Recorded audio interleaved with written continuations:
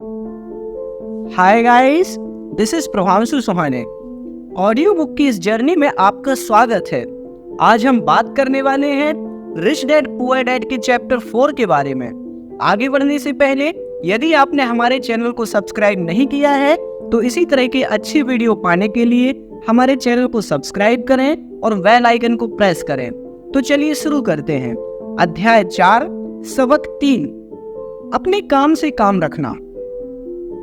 1974 में मैकडोनाल्ड के मालिक रे क्रॉक से आग्रह किया गया कि वे ऑस्टिन में टेक्सास यूनिवर्सिटी में एमबीए की कक्षा में व्याख्यान दें। मेरा एक करीबी दोस्त कीथ कर्निंघम वहां एमबीए कर रहा था। बहुत अच्छी और प्रेरणादायी चर्चा के बाद कक्षा खत्म हो गई और विद्यार्थियों ने रे से पूछा कि क्या वे बियर के लिए उनके फेवरेट बार में चलेंगे। रे तैयार हो गए। जब सब लोगों के हाथ में बियर आ गई तब रे ने पूछा, मेरा असली बिजनेस क्या है? कीथ ने कहा। हर कोई हंस पड़ा। ज्यादातर एमबीए विद्यार्थियों को लगा जैसे रे मजाक कर रहे थे। किसी ने जवाब नहीं दिया, इसलिए रे ने दोबारा यही सवाल पूछा, आप लोगों की नजर में मेरा बिजनेस क्या है? विद्यार्थी दोबारा हंस दिए और आखिरकार एक बहादुर विद्यार्थी ने जोर से कहा, रे, दुनिया में कौन ऐसा है जो यह नहीं जानता कि आप हैमबर्गर बिजनेस में हैं? रे हंस दिए। मुझे मालूम था आप लोग यही कहोगे। वे एक पल के लिए रुके और इसके बाद उन्होंने कहा, लेडीज एंड जेंटलमैन, मैं हैमबर्गर बिजनेस में नहीं हूं। मेरा असली बिजनेस है रियल एस्टेट। कीथ ने कहा, रे, अपने नजरिए को समझाने के लिए काफी समय लिया।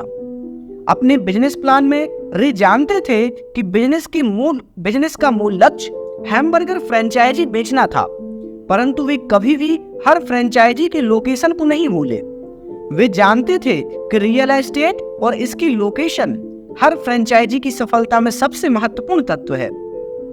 मूलतः वह आदमी जो फ्रेंचाइजी खरीद रहा है और रे क्रॉक के संगठन की फ्रेंचाइजी चेन का सदस्य बनता जा रहा है, वह भी उस जमीन के लिए पैसा दे रहा था और उसे खरीद रहा था। आज मैकडोनाल्ड दुनिया में रियल एस्टेट का सबसे बड़ा अकेला मालिक है, जिसके पास कैथोलिक चर्च से भी ज्यादा रियल एस्टेट है। आज मैक रे के पास अमेरिका और दुनिया के दूसरे देशों में सबसे अधिक कीमतें और चौराही नुक्कड़ हैं। कीथ ने कहा, यह उनकी जिंदगी का सबसे बड़ा सबक था। आज कीथ के पास कार धोने का बिजनेस है, परंतु उसका असली बिजनेस है कार धोने की गैरेज के नीचे का रियल एस्टेट। पिछले अध्याय के अंत में हमने यह बताया था कि ज्यादातर लोग दूसरे के लिए काम करते हैं, बस अपने लिए काम नहीं करते। वे पहले तो कंपनी के मालिकों के लिए काम करते हैं, फिर टैक्स के कारण सरकार के लिए काम करते हैं और आखिरकार बैंक के लिए काम करते हैं जो उनके मॉर्गेज का मालिक होता है। जब हम छोटे थे तो हमारे आसपास मैकडोनाल्ड की कोई फ्रेंचाइजी आउटलेट नहीं था, परंतु मेरे अमीर डैडी ने माइक और मुझे यही सबसे बड़ा सबक दिया था जो टेक्सास यूनिवर्सिटी में रे क्रॉक ने सिखाया था। यह अमीरों के लिए रहस्य नंबर 3 है। रहस्य है अपने काम से काम रखना। लोगों की जिंदगी में पैसे की तंगी इसलिए आती है क्योंकि वे अपनी सारी जिंदगी दूसरों के लिए काम करते रहते हैं। कई लोगों के पास तो जिंदगी भर काम करने के बाद भी अपने लिए कुछ नहीं बच पाता। एक बार फिर रे ने इनकम स्टेटमेंट और बैलेंस शीट का उदाहरण लेकर एक अच्छा उदाहरण प्रस्तुत किया। हमारी वर्तमान शिक्षा पद्धति आज के युवाओं में अकादमिक कुशलताएं विकसित कर उन्हें अच्छी नौकरी दिलाने के लिए तैयार कर रही है। उनकी जिंदगी उनकी तनख्वाह के चारों ओर घूमती रहती है, या जैसे पहले बताया जा चुका है, उनकी आमदनी वाले कॉलम के चारों तरफ। और ज्यादा अकादमिक कुशलताओं को विकसित करने के बाद वे अपनी व्यावसायिक योग्यताओं को बढ़ाने के लिए और ऊंची शिक्षा हासिल करते हैं। वे इंजीनियर, वैज्ञानिक, रसोइये, पुलिस अफसर, कलाकार, लेखक इत्यादि बनने के लिए पढ़ाई करते हैं। उनकी व्यावसायिक योग्यताएं उन्हें काम करने और पैसा कमाने का मौका देती हैं, परंतु ध्यान रहे वे पैसे के लिए काम करते हैं। आपके प्रोफेशन और आपके बिजनेस में बहुत बड़ा अंतर है। मैं अक्सर लोगों से पूछता हूं आपका बिजनेस क्या है, और वे कहते हैं मैं बैंकर हूं। फिर मैं उनसे पूछता हूं क्या वे बैंक के मालिक हैं, और सामान्यतः उनका जवाब होता है नहीं, मैं बैंक के वहां काम करता हूं। इस तरह उन्होंने अपने प्रोफेशन और अपने बिजनेस को एक ही समझ लिया है।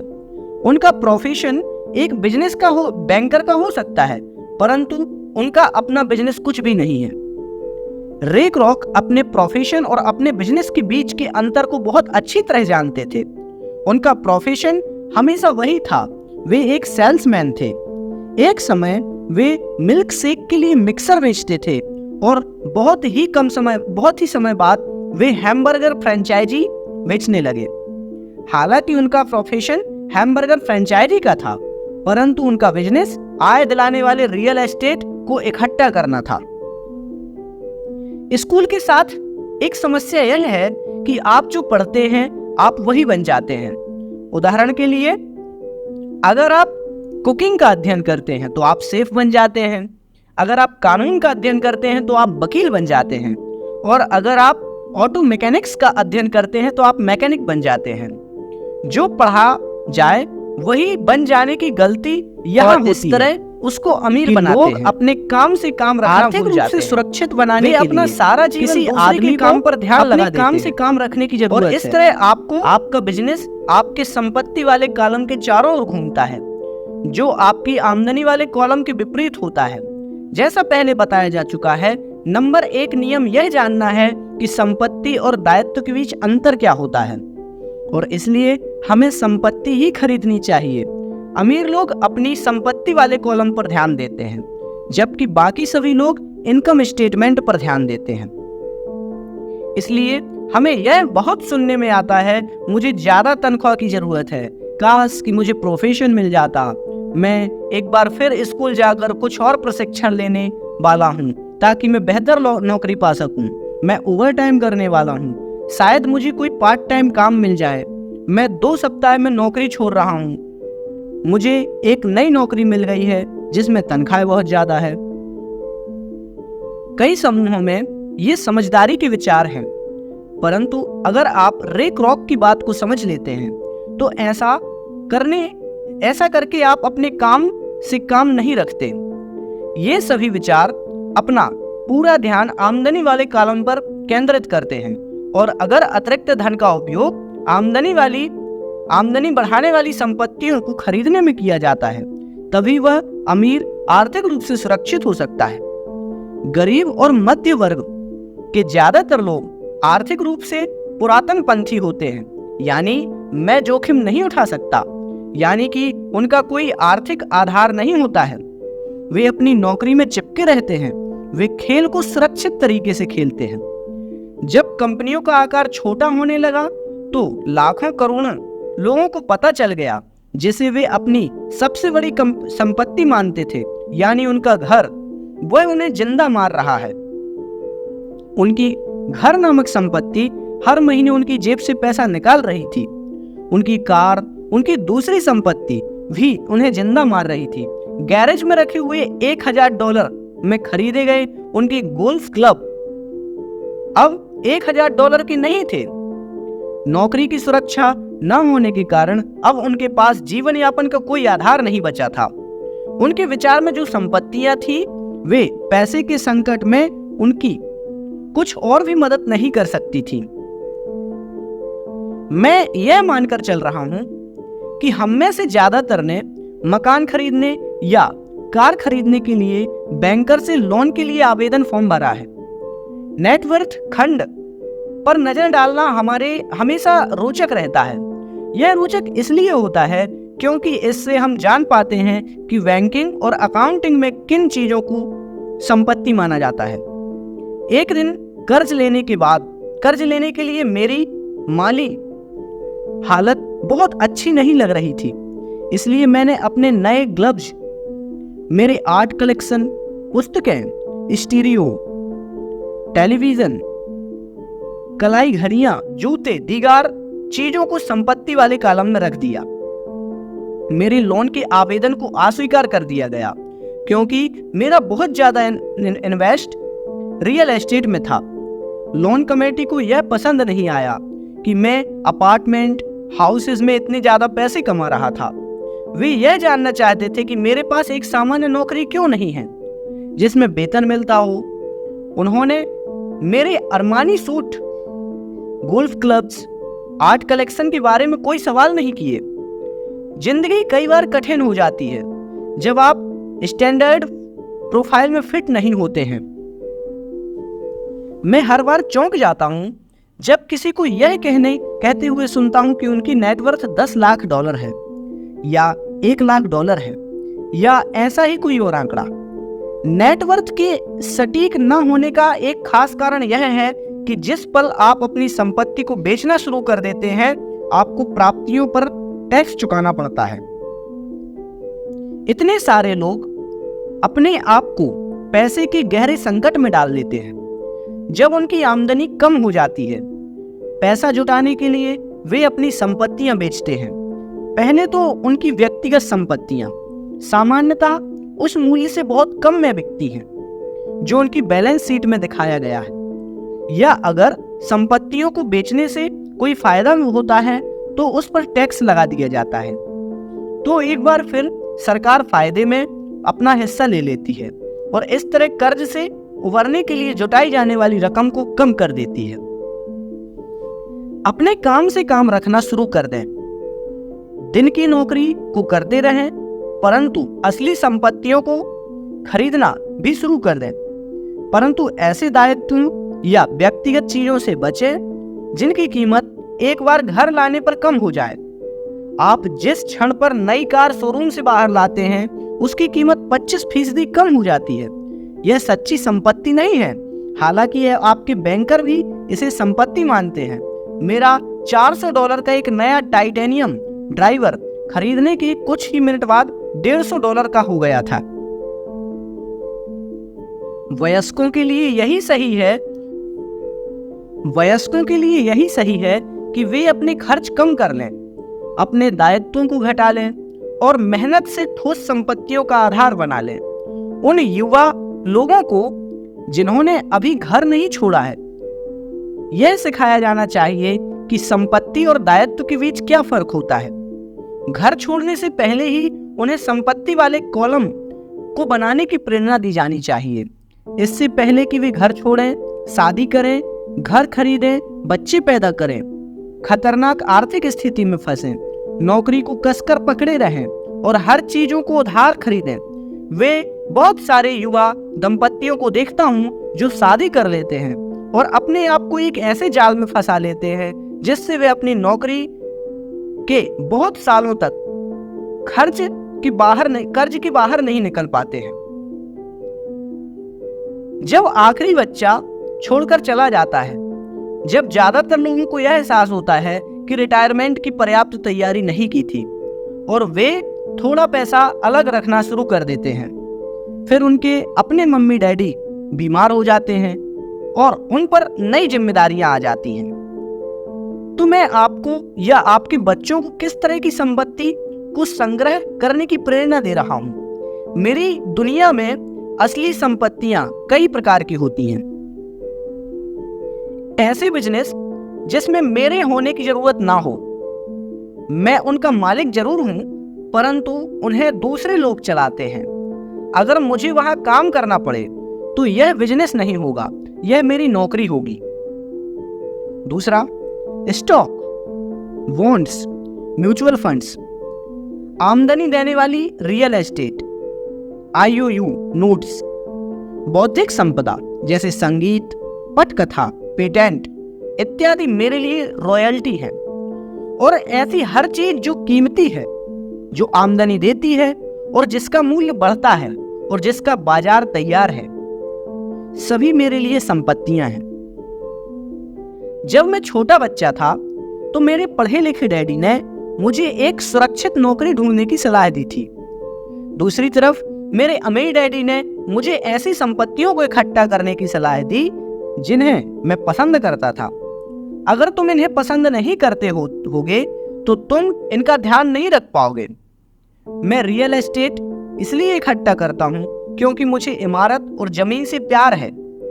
मैं उनके लिए शॉपिंग करना भी पसंद करता हूँ। मैं सारा दिन उनको निहार सकता हूँ। जब समस्याएं आती हैं तो समस्याएं उतनी बुरी नहीं होती जितना उनके सामने रियल एस्टेट के लिए मेरा प्यार कम हो जाए। ऐसे लोग जो रियल एस्टेट से नफरत करते हैं उन्हें इसे नहीं खरीदना चाहिए।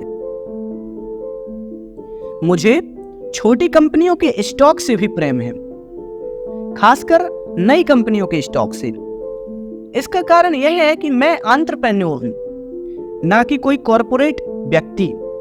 मेरे शुरुआती सालों में मैं बड़े संगठनों में काम कर चुका हूं, जैसे कैलिफोर्निया के स्टैंडर्ड्स में, यूएन मरीन कॉर्प्स में, जेरोक्स कॉर्पोरेशंस में। मैंने इन संगठनों में बिताए समय का मजा लिया है और मेरे पास कई सुखद यादें हैं, परंतु भीतर से मैं कंपनी के लिए काम करने वाला आदमी नहीं हूं। मुझे कंपनी शुरू करना अच्छा लगता है, परंतु उन्हें चलाना उतना अच्छा नहीं लगता।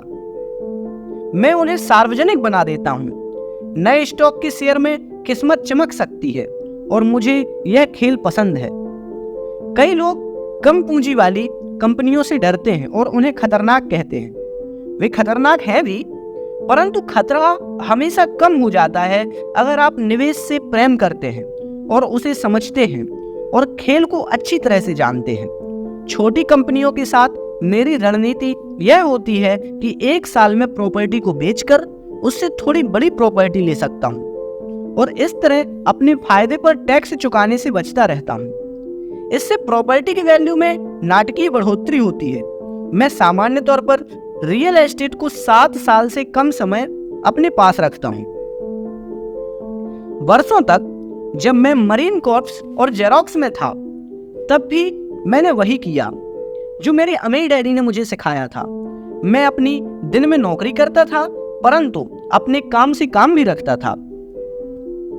मैं अपनी संपत्ति वाले कॉलम में कुछ ना कुछ करता रहता था। मैं रियल एस्टेट और छोटे स्टॉक्स की खरीद फरोख्त भी करता रहता था। अमीर डैडी ने हमेशा पैसे की समझ के महत्व पर जोर दिया था। जितनी अच्छी तरह मैं अकाउंटिंग और कैश मैनेजमेंट को समझ सकता था, उतनी ही अच्छी तरह मैं निवेशों का विश्लेषण भी कर सकता था और आखिरकार खुद की कंपनी शुरू कर सकता था और उसे सफल बना सकता था।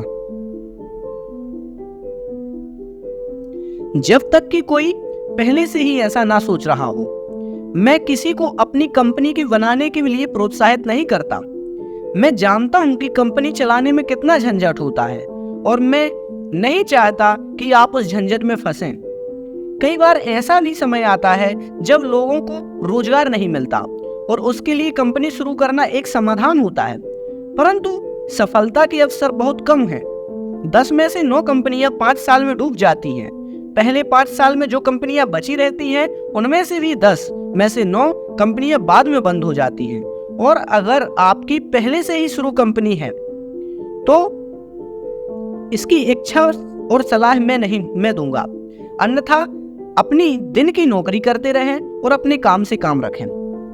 जब मैं कहता हूं कि अपने काम से काम रखें तो मेरा यह मतलब है कि आप अपने संपत्ति वाले कॉलम को ज्यादा मजबूत बनाते रहें। एक बार इसमें $1 जाए तो वह बाहर ना निकालें।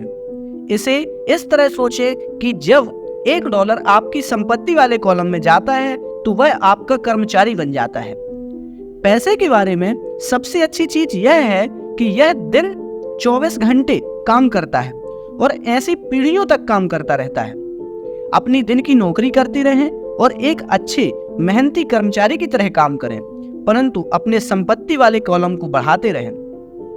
जब आपका कैश फ्लो बढ़ता है तब आप कुछ विलासिता की चीजें खरीद सकते हैं। इस बारे में एक महत्वपूर्ण तथ्य यह है कि अमीर लोग विलासिता की चीजें सबसे बाद में खरीदते हैं, जबकि गरीब और मध्य वर्गीय लोग विलासिता की चीजें सबसे पहले खरीदते हैं। गरीब और मध्य वर्गीय लोग अक्सर बड़े घर, हीरे, फर, ज्वेलरी, नाव जैसी विलासिता की चीजें इसलिए खरीद लेते हैं ताकि वे अमीर दिख सकें। वे अमीर दिखते हैं, परंतु असल में वे उधार की दलदल में गहरे फंसे होते हैं। वे लोग जिनके पास पीढ़ियों से पैसा है, जो लंबे समय से अमीर हैं, वे अपने संपत्ति वाले कॉलम को सबसे पहले बनाते हैं। फिर संपत्ति वाले कॉलम से होने वाली आमदनी उनके लिए विलासिता की चीजें खरीद लेती है। गरीब और मध्यम वर्गीय लोग अपनी खून पसीने की कमाई और बच्चों की विरासत की कीमत पर विलासिता में खर्च कर देते हैं। सच्ची विलासिता असली संपत्ति में निवेश करने और उसे विकसित करने का प्रोत्साहन है।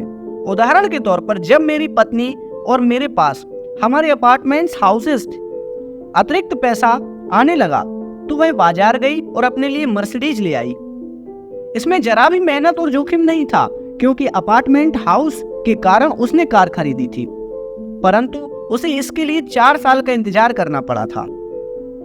जब रियल एस्टेट पोर्टफोलियो बढ़ रहा था और आखिरकार उसने इतना अतिरिक्त पैसा जमा कर लिया कि वह कार खरीदी जा सके।